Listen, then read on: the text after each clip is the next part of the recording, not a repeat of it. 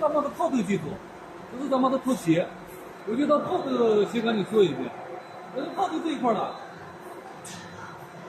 你把豆子，把咱们泡好的豆子，然后先把水要沥掉，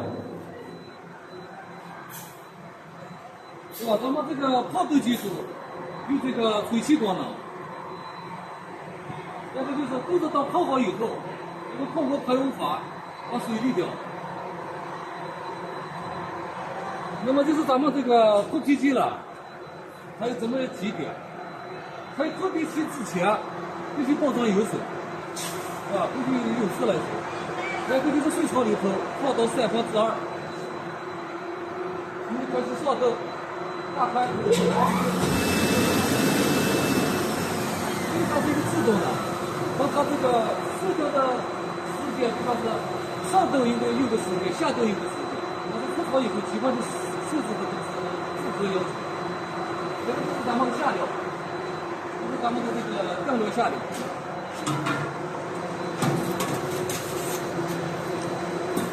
这是咱们的酱料下料，就是根据咱们这个脱皮的速度来控制它的下料速度。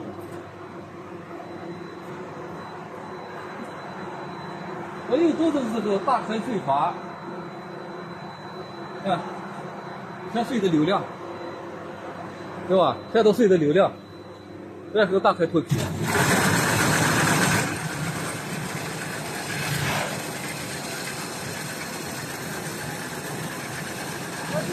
最关键不关水。然后这个注意的这个什么了？如果在咱们煲汤里头，有的就是有豆子掉在这个煲汤里面，那么调节是调节下面这个，调节下面这个轮儿，把这个轮儿往降来起，往回调。如果是下来的豆子就是说咱们的这个破碎率，如果是达到40%，那么就把这个轮儿往开调。这就是这个情况，就这个。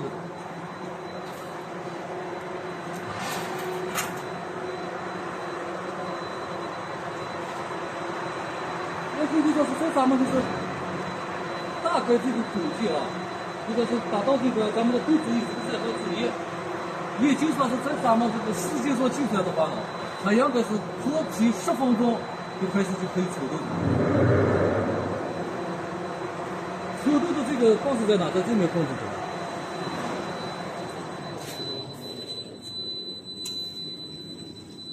这两个开关呢是相对应的，这是1罐，那是2罐，相对应的。就是当咱们的豆子全部处理完毕，处理完毕以后，也打到罐里边了啊，然后就是咱们就开始注豆。注豆了是有咱们这个1罐都有对应的网度了。一般这个是咱们就是炒开注了，就是设置到98就已经就可以的了。因为98就是在咱们这个正常的这个根据海关的话，在正常的范围之内，98已经就是开过了。如果它是超过98，咱们这就是有问题，正常的就是关闭，就是检查工作。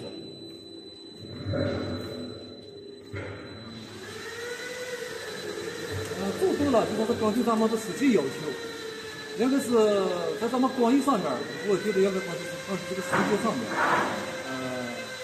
根据咱们的实际情况，5分也好，就是达到网度以后5分钟也好，10分钟也好，那是根据客户的要求。时间到了以后，那就把咱们的气阀都关上，这是咱们的整体，这是中国，下面都有了。当这个注豆结束以后，关闭气体，然后先排水。排水是哪的？排水是这个。排水的目的是什么呢？要把咱们注了豆子的水先给它排掉。就说是在咱们出豆的时候了，避免水量太大，花沫出来以后树上再抽不掉，把它又溢掉。就是溢的咱们就是树上在外面，跟着下水都就排掉了。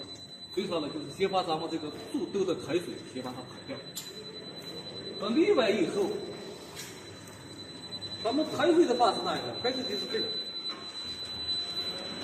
先把这个水，就是管里这个主斗的水，通过这个阀先排掉。排的就算是这个当不出水了，咱就开始可以出豆了。开始出豆了是哪个是出豆了？这是个浆嘛？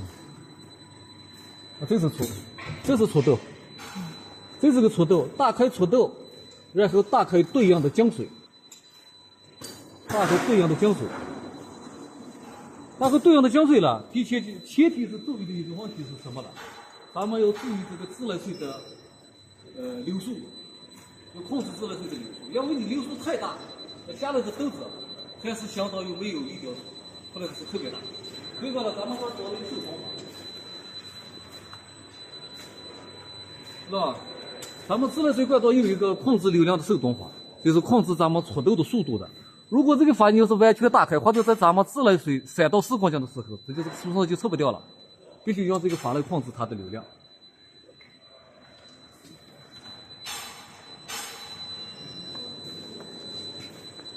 因为这个前提是什么呢？在你控制不好的时候了，出来的豆子多，一个是外溢，一个是到时候要堆积，堆积怎么办呢？我把它的速度先控制下来。如果速度还是控制不住，还是堆积的特别多，那么自动就停下来，自动要别快把它先停下来，等待抽掉一回，再继续堆。